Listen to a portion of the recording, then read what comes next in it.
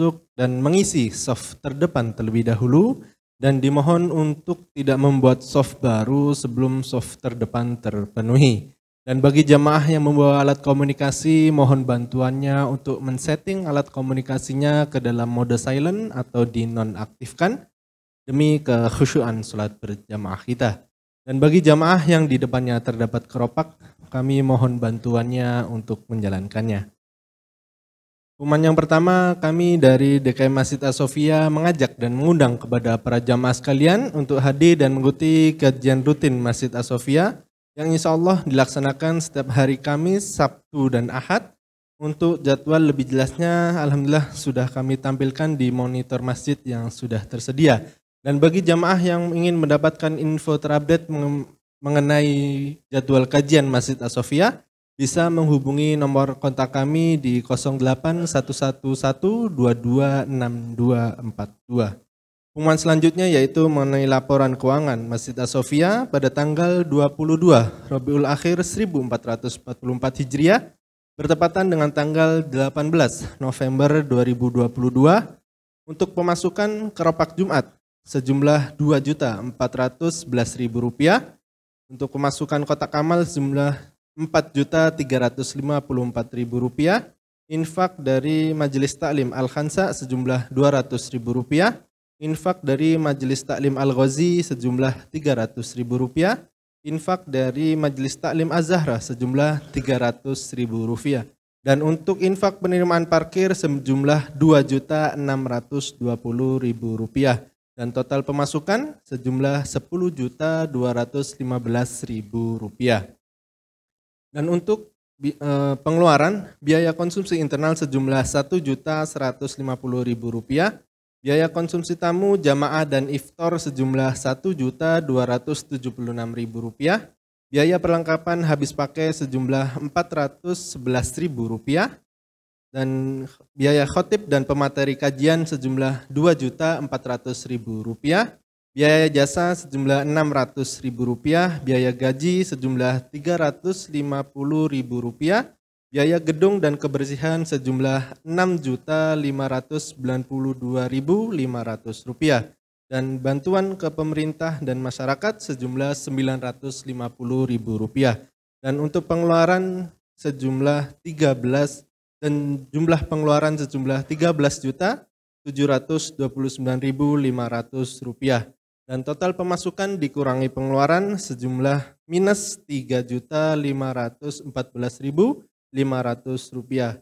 Alhamdulillah Masjid As-Sofia sejak awal berdiri telah berstatus sebagai wakaf untuk umat, maka dari itu kami selaku pengurus mengajak kepada seluruh elemen masyarakat untuk ikut andil dalam memakmurkan, memelihara dan meningkatkan kenyamanan keamanan, menjaga kebersihan area, dan dengan ikut andil berjuang bersama Allah bagi rumah Allah ini, mari kita berjuang dengan cara menunaikan infak sodakoh terbaiknya untuk Masjid As-Sofia yang kita cintai ini. Kami juga mengajak kepada para jamaah sekalian untuk meraih pahala terbaik ini dengan menjadi donatur tetap. Silakan bagi jamaah yang ingin ikut bergabung menjadi donatur tetap Masjid As-Sofia atau ingin berkontribusi di Masjid As-Sofia, bisa meninggalkan nomor kontaknya di kantor sekretariat DKM Masjid As-Sofia atau juga bisa menghubungi nomor kontak kami di 0811126242. Mari kita kembalikan supremasi peradaban Islam di masa depan dengan langkah kecil kita saat ini. Semoga Allah menggerakkan hati-hati kita untuk ikut berkontribusi berjuang bersama di jalan Allah ini. Amin, Allahumma amin. Pengumuman selanjutnya yaitu Masjid As-Sofia melalui program Sikoya membuka kesempatan sebesar-besarnya kepada jamaah untuk mengabadikan amal di hari Jumat yang penuh berkah ini melalui wakaf pengadaan mesin kangen water yang akan digunakan untuk menyediakan air kesehatan ber-pH 8,5 sampai dengan 9,5 untuk jamaah dan musafirin, para santri penghafal Al-Quran, serta orang sakit yang membutuhkan. Bagi jamaah yang ingin turut serta berpartisipasi melalui program ini, dipersilahkan untuk datang langsung ke kantor sekretariat DKM Masjid As-Sofia atau bisa mengontak nomor WA kami di 081112226242. Dan pengumuman selanjutnya mengenai pelaksanaan sholat Jumat pada pekan kali ini. Yang bertindak sebagai khotib guru kita yang terhormat Al-Ustadz Haji Hendri Tanjung PhD. Beliau adalah Wakil Direktur Pasca Sarjana Universitas Ibnu Khaldun Bogor dan selaku Komisioner Badan Wakaf Indonesia. Alhamdulillah beliau sudah berada di tengah-tengah kita. Dan yang bertindak sebagai imam Al-Ustadz Ahmad Fatoni SE. Dan yang bertindak sebagai muazin Al-Ustadz Ginanjar Nata Sasmita ST. Dan untuk waktu Jumat pada pekan kali ini masuk tepat pukul 11:38. Sekali lagi kami himbau bagi jamaah yang masih berada di luar atau berada di belakang, dimohon agar segera masuk dan mengisi soft terdepan terlebih dahulu, dan dimohon untuk tidak membuat soft baru sebelum soft terdepan terpenuhi. Dan bagi jamaah yang membawa alat komunikasi, sekali lagi kami mohon bantuannya untuk men-setting alat komunikasinya ke dalam mode silent atau dinonaktifkan demi kekhusyuan sholat berjamaah kita. Demikian informasi yang dapat kami sampaikan, semoga bermanfaat. Bila taufik wal hidayah. Assalamualaikum warahmatullahi wabarakatuh.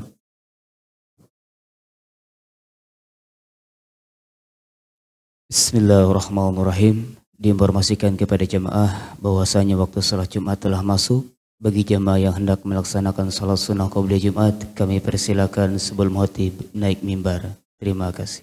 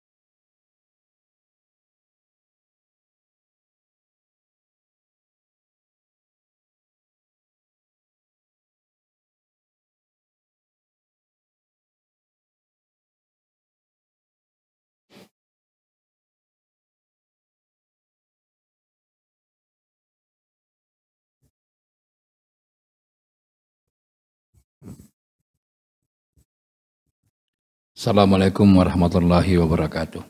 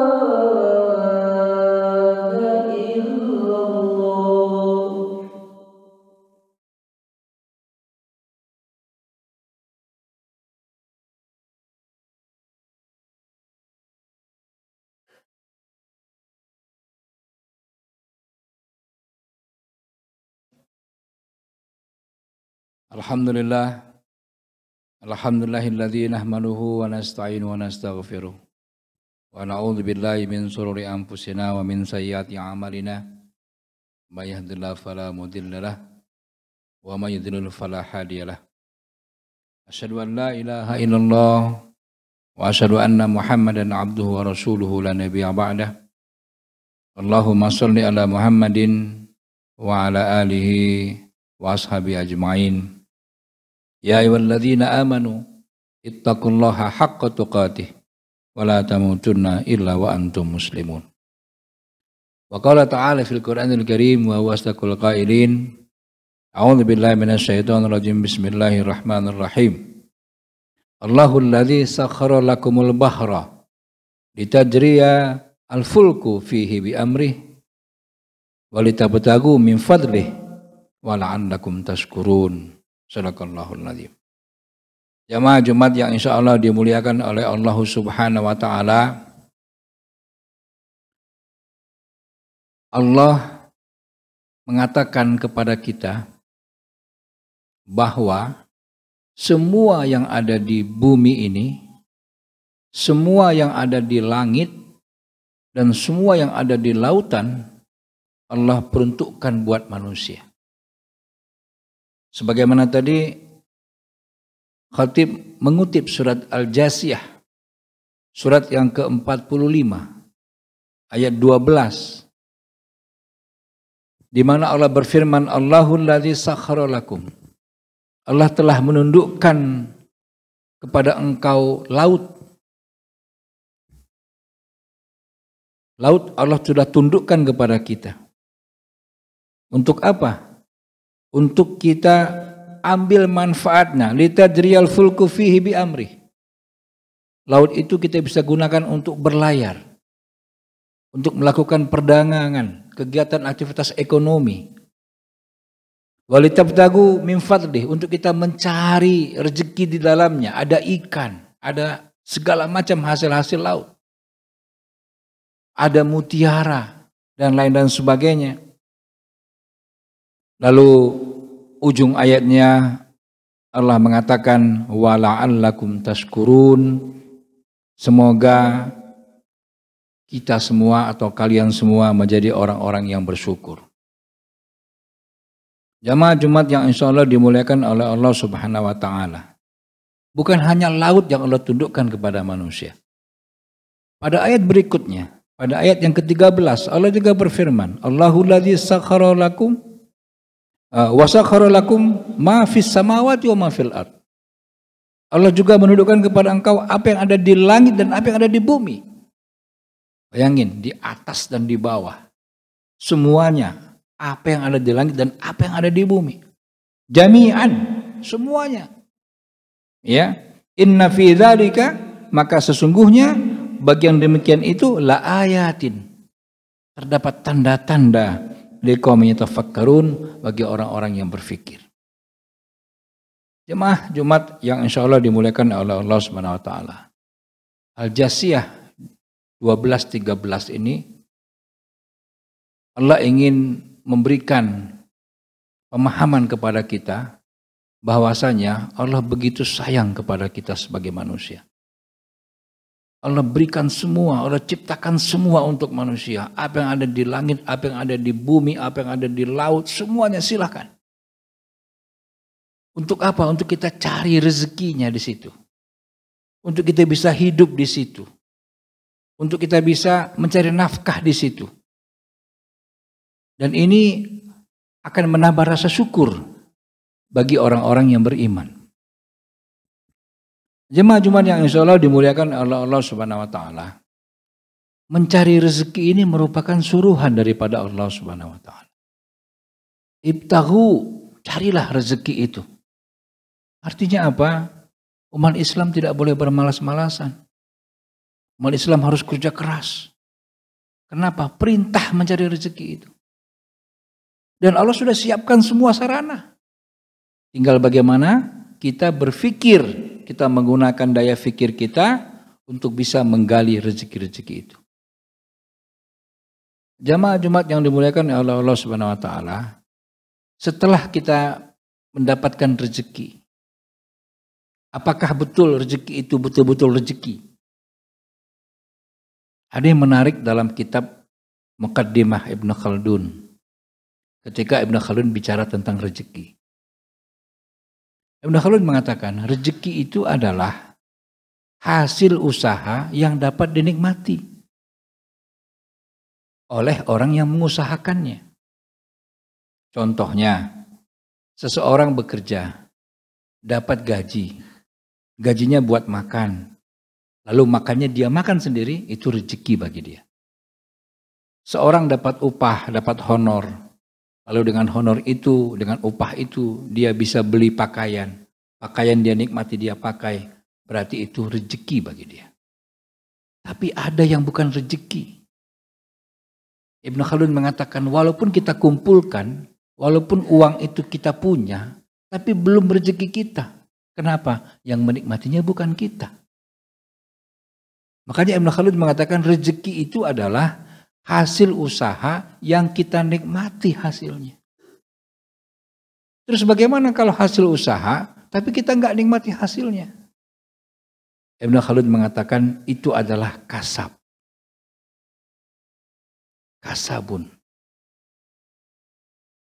Banyak orang-orang kaya yang punya uang banyak tapi nggak bisa menikmatin. Berarti bukan rezekinya. Itu adalah kasabnya. Contoh, ada orang punya uang banyak. Lalu kemudian dia meninggal. Uang itu jadi ahli warisnya. Ahli warisnya memanfaatkannya, menikmatinya. Maka uang itu adalah rezeki ahli warisnya. Bukan rezeki dia. Ada seseorang punya uang banyak. Lalu kemudian ada pembantunya yang memerlukan, dia berikan sebagian uang itu buat pembantunya. Maka uang itu bukan rezekinya, tapi rezeki pembantunya. Meskipun dia yang mengusahakannya. Ibnu Khaldun membagi dua. Antara rezeki dengan kasab. Rezeki hasil usaha yang bisa kita nikmatin. Sementara kasab, meskipun kita itu mendapatkan hasil usaha, tapi bukan kita yang menikmatinya. Nah, untuk itu ada satu hadis riwayat Muslim yang patut untuk kita perhatikan. Di dalam hadis itu dijelaskan, ya, ma akalta fa'afnaita. Apa yang engkau makan akan jadi kotoran. Apa yang kita makan akan terbuang. Aulabista fa'ablaita.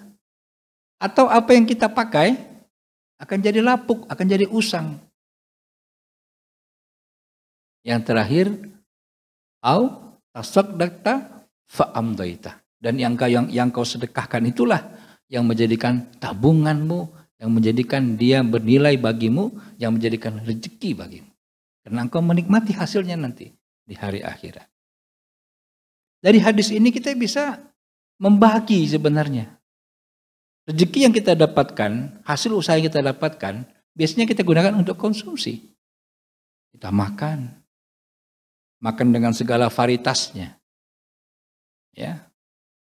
Kemudian pakaian. Dan yang ketiga adalah sedekah. Ya.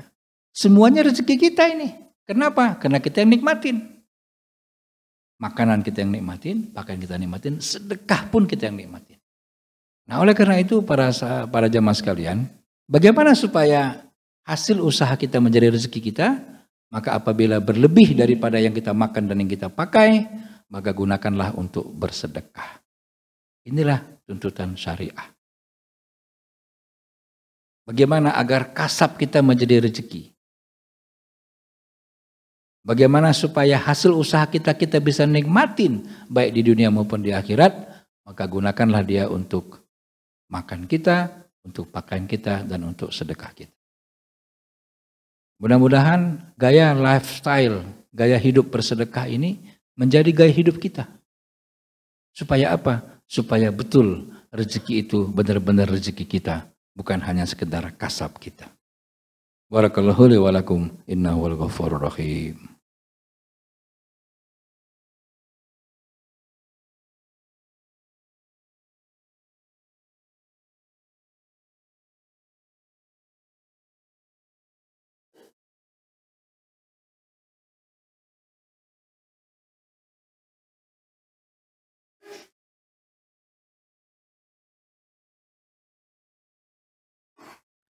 Alhamdulillah hamdan katsiran kama amar.